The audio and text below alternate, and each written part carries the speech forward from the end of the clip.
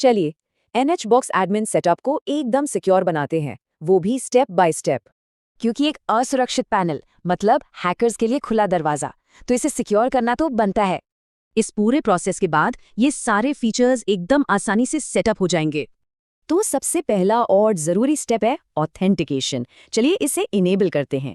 सीधे Firebase console में चलिए और ऑथेंटिकेशन सेक्शन से शुरू करते हैं।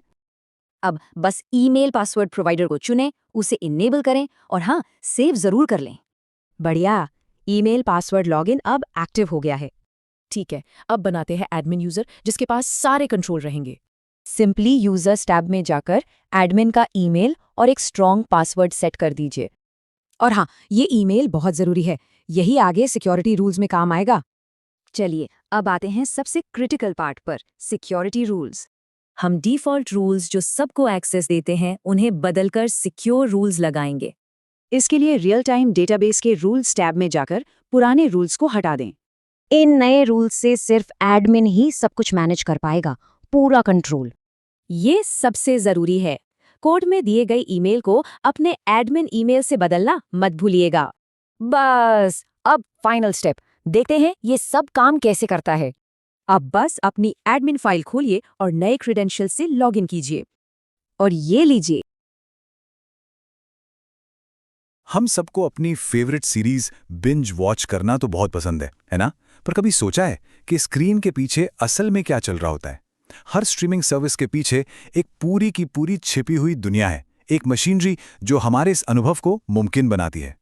तो आज हम एक स्ट्रीमिंग ऐप के आर्किटेक्चर को ही खोलकर देखने वाले हैं। बिल्कुल जादू जैसा ही लगता है ना? बस एक क्लिक और एकदम नई मूवी हमारे सामने। लेकिन जैसा कि हम जानते हैं, इसके पीछे कोई जादू नहीं है, बल्कि एक बहुत ही स्मार्ट, बहुत ही सोचा समझा सिस्टम काम कर रहा होता है। तो चलिए पता लगाते हैं कि आखिर ये होता कैसे है। तो आज हम क्या क्या देखने वाले हैं? पहले तो हम समझेंगे कि हर ऐप के दो पहलू होते हैं। फिर हम एडमिन पैनल यानी कंट्रोल सिस्टम को देखेंगे। उसके बाद यूज़र पैनल मतलब जो हमें दिखता है। और फिर वो कनेक्शन जो इन दोनों को जोड़ता है, फायरबेस। और आखिर में इन सबको एक साथ जोड़कर पूरी तस्वीर देखेंगे। तो कोई भी स्ट्रीमिंग ऐप हो, उसकी नींव ना दो मेन हिस्सों पर टिकी होती है। एक हिस्सा जो सब कुछ कंट्रोल करता है और दूसरा जो हमें यानी यूजर्स को दिखाई देता है। इसे समझने का सबसे अच्छा तरीका है एक रेस्टोरेंट का उदाहरण।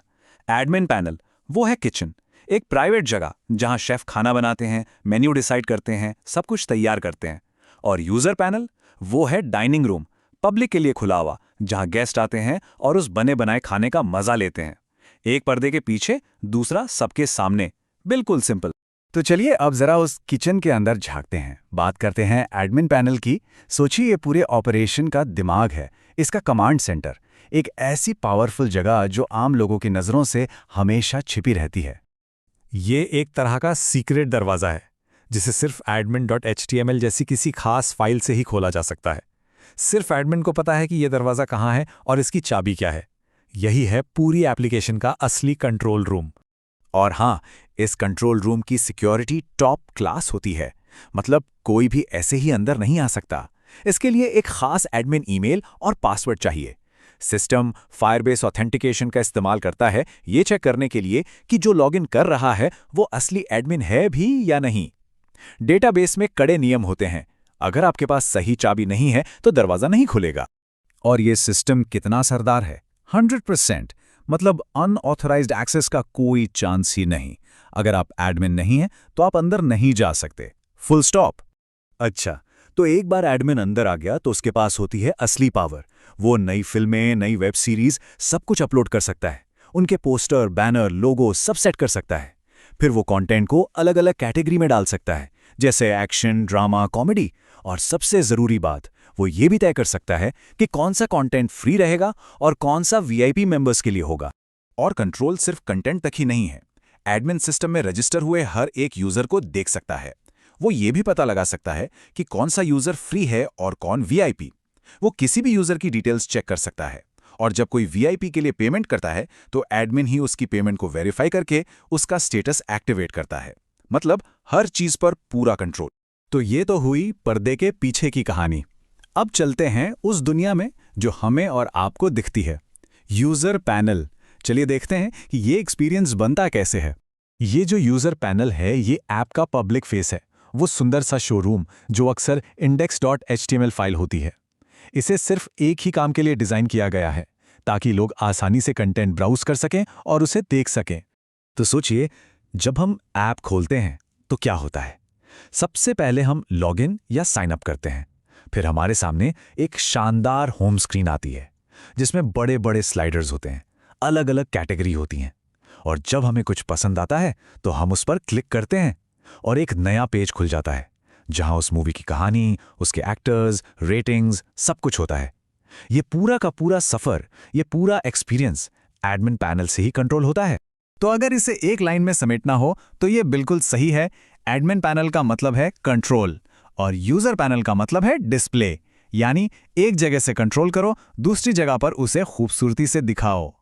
और ये कंट्रोल सीधे तौर पर हमारे एक्सपीरियंस पर असर डालता है।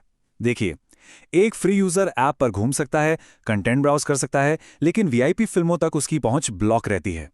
वहीं दूसरी तरफ एक वीआईपी यूजर जिसे एडमिन ने एक्टिवेट किया है, वो हर फिल्म देख सकता है, उसे डाउनलोड भी कर सकता है। और ये सब कौन तय करता है? Admin panel. तो सवाल ये उठता है कि ये दोनों पैनल मतलब कंट्रोल रूम और शोरूम आपस में बात कैसे करते हैं? वो कौन सी चीज है जो एडमिन के किए गए बदलाव को पलक झपकते ही हम तक पहुंचा देती है? इसी जादुई कनेक्शन का नाम है फायरबेस।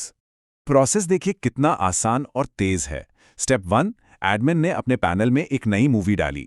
स्टेप 2, वो डेटा फौरन फायरबेस के रियल टाइम डेटाबेस में सेव हो गया। और स्टेप 3, बूम, वो नई मूवी तुरंत यूजर पैनल पर हम सबके लिए दिखने लगी। कोई इंतजार नहीं, कोई देरी नहीं, एकदम इंस्टेंट।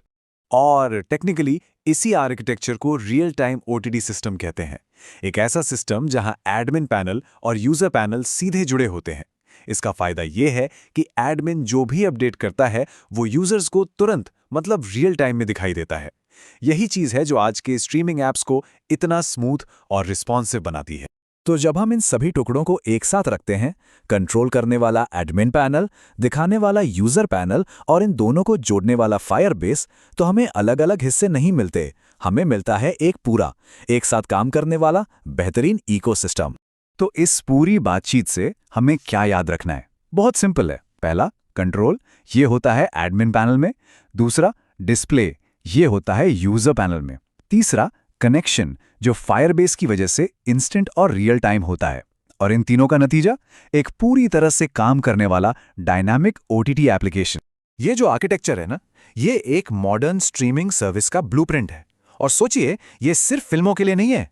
इसी ब्लूप्रिंट का इस्तेमाल करके एजुकेशन प्लेटफॉर्म्स, म्यूजिक ऐप्स या किसी भी तरह का कंटेंट प्लेटफॉर्म बनाया जा सकता है। तो सवाल सिर्फ ये नहीं है कि इससे क्या बनाया जा सकता है। असली सवाल तो ये है कि इस ताकतवर सिस्टम से कौन से नए और कमाल के एक्सपीरियंस बनाए जा सकते हैं।